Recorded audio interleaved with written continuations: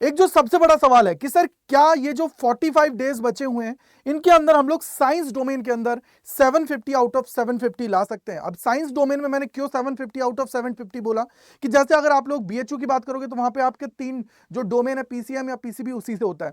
लेकिन अगर मैं यहाँ पे दिल्ली यूनिवर्सिटी की मैं बात करता हूं तो वहां पे भी अगर आप लोग सिर्फ 3 कोर्सेज को जो साइंस के हैं, जैसे आप लोग बोलोगे कंप्यूटर साइंस ऑनर्स है, इसके अलावा मैथमेटिक्स और स्टैट्स है, इनको छोड़ के अगर आप लोग किसी और के अंदर एडमिशन लोगे जो साइंस से रिलेटेड है तो उस केस के अंदर आप सभी की जो इंग्लिश होती है वो क्वालिफाइंग नेचर की होती है। यानी कि अगर आप लोग उसके अंदर बैठ गए तो भी आप लोग काम हो जाएगा आपका, आपको कोई दिक्कत की बात नहीं होगी। लेकिन सबसे बड़ा टास्क है कि सर कैसे हम लोग हर एक सब्जेक्ट के अंदर 250 में से 250 स्कोर लेके आए जिससे हम लोग अपना जो सपना है उसको साकार करें।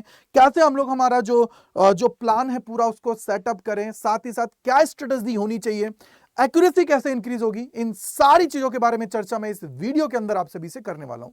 तो सबसे पहले एक बार मैं आप सभी को पैटर्न के बारे में बता देता हूं। तो आप सभी को पता होगा कि चाहे मैं फिजिक्स, केमिस्ट्री, मैथ्स या बायो की बात करूं तो इनके अंदर आप लोग देखोगे कि भैया मॉक टेस्ट है, या फिर मैं बोलूं कि जो आपका टेस्ट पेपर होता है वो कितना होता है, बोला सर वो आपका होता है 60 मिनट का। यानी कि पेपर के अंदर आपके सामने 50 सवाल होंगे, उन 50 सवाल को करने के लिए 60 मिनट का टाइम आप सभी को दिया जाएगा। ठीक है जी, समझ में आ गया होगा। यानी कि टोटल मार्क्स कितने हो गए 250 मैक्सिमम आप सभी के। अगर सही करोगे तो भैया +5 मिलेगा और रॉन्ग करने पर -1 की नेगेटिव मार्किंग आप सभी को देखने को मिलेगी। यानी कि मैक्सिमम जो मैं यहां पे लेके आ सकता हूं वो है 250। अब सबसे बड़ा टास्क है कि सर यहां पे 60 मिनट के अंदर 50 सवाल करने हैं, 250 मार्क्स लेके आने हैं, तो उसके लिए जरूरत क्या है, स्पीड और एक्यूरेसी की। यानी कि यहां पे कंसेप्ट बिल्डिंग तो है, साथ ही साथ पीवाईक्यूज और प्रैक्टिस सेशंस आपको करने पड़ेंगे, लेकिन जो सबसे बड़ा टास्क होगा जिससे आप लोग टाइम मैनेजमेंट करेंगे, अपना सिलेक्शन है उसको सिक्योर करेंगे, वो होता है यहां पे आप सभी का मॉक टेस्ट का पूरा प्रोसेस।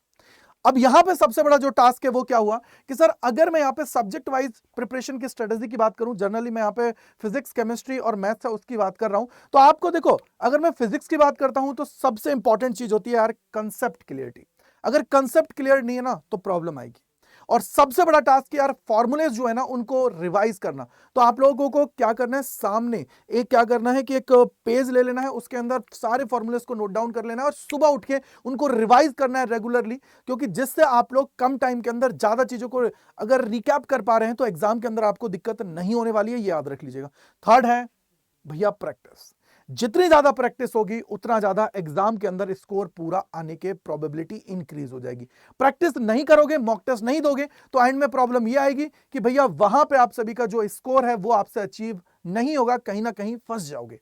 तो इसलिए जरूरत है कि सर ये जो 50 सवाल हैं 60 मिनट के अंदर करने हैं, तो उनको हम लोग अटेम्प्ट करें। और वो कैसे होगा, जितना ज्यादा मॉक टेस्ट होगा, पीवाईक्यूज का एनालिसिस करो, पीवाईक्यूज से रिलेटेड मॉक दो, जिससे आप लोगों का कॉन्फिडेंस इंक्रीज हो। वहीं केमिस्ट्री की मैं बात करता हूं तो केमिस्ट्री में तो आप लोगों के लिए लाइन बाय लाइन जो रीडिंग है वो इंपॉर्टेंट है। आप लोगों का ऑर्गेनिक और इनऑर्गेनिक पे आप लोगों को फोकस करने की जरूरत है, और प्रैक्टिस तो आप लोगों को हर सब्जेक्ट के अंदर करने की जरूरत है। अगर मैं मैथ्स की बात करता हूं तो यहां पे जो इंपॉर्टेंट फॉर्मूले है ना उसको आप लोगों को थोड़ा सा ढंग से याद करने की जरूरत है, और जितना ज्यादा प्रैक्टिस होगी उतना ज्यादा स्कोर आप सभी का आएगा। तो ये मान लो कि भाई अगर मैं फिजिक्स और मैथ्स की बात करूं तो यहां पे जो सबसे इंपॉर्टेंट चीज है वो है आप लोगों का क्या, प्रैक्टिस। अगर मैं यहीं पे एक और चीज बोलूं कि सर एनसीईआरटी पढ़ना इंपॉर्टेंट है, बेटा देखो टाइम है तो एनसीईआरटी पढ़ लीजिए, और उसके अंदर भी ज्यादा नहीं कि हर लाइन पर लगे हुए जो बॉक्सेस होते हैं उसके अंदर कोई न्यूमेरिकल दे रखा है या कुछ इंपॉर्टेंट की पॉइंट दे रखा है उसको पढ़ लो, जिससे काम आसान हो जाएगा। और केमिस्ट्री और बायो की मैं बात करूंगा तो वो तो पूरा एनसीईआरटी से ही आप सभी का आता है ऑलमोस्ट। तो इसका मतलब क्या हुआ, इसका मतलब यह है कि अगर उनको मैं फॉलो कर रहा हूं तो मेरा काम हो जाएगा। लेकिन यहां पे फिजिक्स में थोड़ा सा आप लोगों को डीप जाने की जरूरत पड़ेगी, एमसीक्यूज अच्छे लगाने की जरूरत पड़ेगी, पीवाईक्यूज लगाने की जरूरत पड़ेगी। जितना ज्यादा हम लोग मेहनत करेंगे उतना ज्यादा हमारे लिए चीजें आसान होती जाएंगी। राइट है, तो ये सारी चीजें आप सभी को ध्यान रखना है। अब मैं आप लोगों को फेज वाइज इसको डिवाइड कर देता हूं, जिससे थोड़ा काम आसान हो जाएगा। क्योंकि देखो फेज वाइज चीजें हैं, 45 दिन है, ऑलमोस्ट 45 दिन है जिस दिन मैं ये वीडियो पब्लिश कर रहा हूं, तो मैं ये मान के चलता हूं कि भाई आप लोगों के पास लगभग 45 दिन है, क्योंकि आपको एनी हाउ अपना जो सिलेबस है, अपना जो मॉक टेस्ट है, सारी चीजें हैं, ये भाई अप्रैल एंड तक कर लेना है। क्योंकि मई में जितने दिन आप सभी को मिलेंगे ना वो आप लोगों के लिए बोनस पॉइंट होने वाला है। तो वहां तो सिर्फ आप रिवीजन और प्रैक्टिस, रिवीजन प्रैक्टिस उन पे ही काम करोगे, नए टॉपिक्स की तरफ नहीं जाओगे, ये दिमाग में बिठा लेना। अगर ये चाहते हो कि भैया मेरे को इंपॉर्टेंट टॉपिक्स की लिस्ट है वो भी प्रोवाइड करा दीजिए, तो वो भी आप सभी के लिए आ जाएगी। लेकिन अभी आप सभी को अपना टाइम है उसको बिल्ड करने की जरूरत है। यहीं पे आप लोग देख रहे होंगे मैंने फेज 1 में क्या लिखा है, कंसेप्ट बिल्डिंग 15 डेज। भाई ये 15 दिन है ना स्टार्टिंग के, इसके अंदर सिर्फ अपने कंसेप्ट को स्ट्रांग कर लो, हर सब्जेक्ट के कॉन्सेप्ट को अच्छे से कर लो, जिससे आप लोगों को देखो सवाल लगाने में मजा तभी आता है जब उसके बारे में थोड़ा बहुत पता होता है। अगर नहीं पता होगा ना तो फिर क्या होगा, एक सवाल को करने में 5 मिनट 10 मिनट 15 मिनट लगेगी, और वो इतना टाइम अभी नहीं है। अभी टाइम है कि भैया बहुत फास्ट प्रोसेस में चलने के लिए, जब फास्ट प्रोसेस में जाओगे तभी बात बनेगी, अदरवाइज तो नहीं होती है। समझ में आ गया होगा। वहीं अगर मैं सेकंड फेज की बात करता हूं तो प्रैक्टिस एंड पीवाईक्यूज है। ये 15 दिन सिर्फ हमें यही करना है, इस टाइम पे हमें फॉर्मूला रिवाइज भी करना है और चीजों को करना है। और लास्ट जो थर्ड फेज है उसके अंदर सिर्फ मॉक टेस्ट लगाने हैं, सिर्फ मॉक टेस्ट। अब मॉक टेस्ट लगाओगे तो देखो रिवीजन भी हो जाएगा, क्योंकि वहां पे जो भी आपकी गलतियां होंगी उनको आप दोबारा रिकैप करोगे, रिकैप करने पर आप सभी को रिवाइज चीजें होंगी। जो स्ट्रांग पॉइंट है वो तो सवाल बनते जाएंगे ना यार, जो वीक पॉइंट है वहीं पे तो काम करने की जरूरत पड़ेगी। तो मॉक टेस्ट ये मान लो कम से कम 10 मॉक टेस्ट हर एक सब्जेक्ट के आपको लगा के जाना है, और फिर उसका करना है एनालिसिस। तो एनालिसिस कैसे होगा, जब आप लोग उसको देखोगे कि यार कौन सा सवाल मेरा गलत हुआ है, क्यों हुआ है, क्या रीजन है, क्या जो मैं सोच रहा था वो सही सोच रहा था या नहीं सोच रहा था। तो इन सारी चीजों से ही बात आप लोगों की वहीं पे बनने वाली है। अगर इन सारी चीजों को इंप्लीमेंट करोगे तो मैं ये कहूंगा कि आप 250 में से 250 भी ला सकते हो। क्यों? क्योंकि डोमेन्स आप लोग पूरे साल भर पढ़ के आ रहे हो। अगर मैं यही लैंग्वेज और जीएटी की बात करूं तो वहां पे वो चीज लाना मैं बोलूंगा पॉसिबल नहीं है। लेकिन पूरे साल भर क्लास 12th में भी तो आपने डोमेन्स पढ़े, यहां पे सिर्फ उन चीजों को ब्रश अप करने की जरूरत है, यहां पे मॉक टेस्ट लगाने की जरूरत है, यहां पे पीवाईक्यूज और प्रैक्टिस करने की जरूरत है। तो इसलिए मैंने आपको बोला कि 250 में से 250 लाना पॉसिबल है। अब एक सबसे बड़ा टास्क है कि सर ऐसा कुछ बता दीजिए जहां पे ये सारी चीजें मिल जाए, हम चीजों को बहुत अच्छे से कर लें।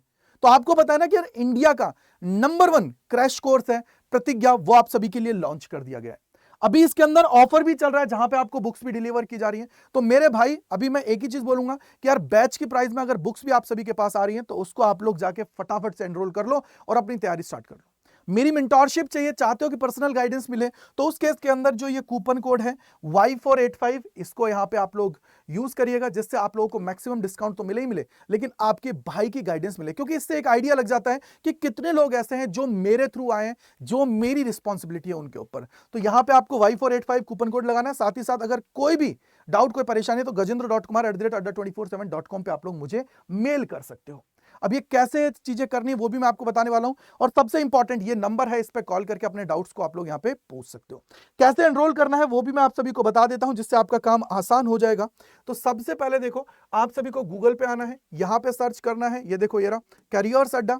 कैरियर्स अड्डा सर्च करने पर पहले लिंक पे क्लिक करना है, देन आप लोगों को यहाँ पे ऑल कोर्सेज पे आना है। अब आपके सामने देखो यहीं पे अगर साइंस कॉमर्स आर्ट्स जिस भी स्ट्रीम के हो उस पे आप लोग आ जाओगे, या फिर आपको सिर्फ क्रैश कोर्स चाहिए कि भैया प्रतिज्ञा चाहिए, तो इस पे आप लोग क्लिक कर दोगे। यहीं पे देखो ये रहा, अभी ऑफर चल रहा है, यहीं पे आप लोगों के साइंस के जो है कोर्सेज ये रहा, यहां पे आप लोग इस पे क्लिक करोगे प्रतिज्ञा पे, और यहां पे क्या है देखो बाय नाउ पे क्लिक करोगे, और यहां पे देखो एंटर कूपन कोड है, देखो लिखा हुआ है ना एंटर कूपन कोड, इस पे आप लोगों को क्लिक करना है।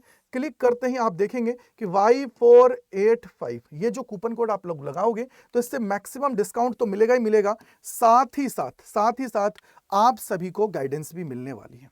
तो मेरे भाई जितने भी लोग हैं फटाफट से जाके एनरोल कर लीजिए, अपनी तैयारी स्टार्ट कर दीजिए, क्योंकि यही मौका है जहां पे आप लोग चीजों को बहुत अच्छे से कर सकते हो, बिल्ड कर सकते हो। जो सपना देखा था जहां पे अभी गड़बड़ियां हो रही थी उनको आप लोग पूरा कर सकते हो। तो कमेंट सेक्शन के अंदर मुझे चाहिए कि हैशटैग यार 250 आउट ऑफ 250 लाएंगे सर, कॉन्फिडेंस है हमें अपने ऊपर, और हम लोग इसके अंदर एनरोल करके तैयारी करने वाले हैं। So thank you, bye bye to all, God bless you, जय हिंद जय भारत। मिलते हैं इस प्रकार की और वीडियोस के अंदर, बाय बाय टू ऑल।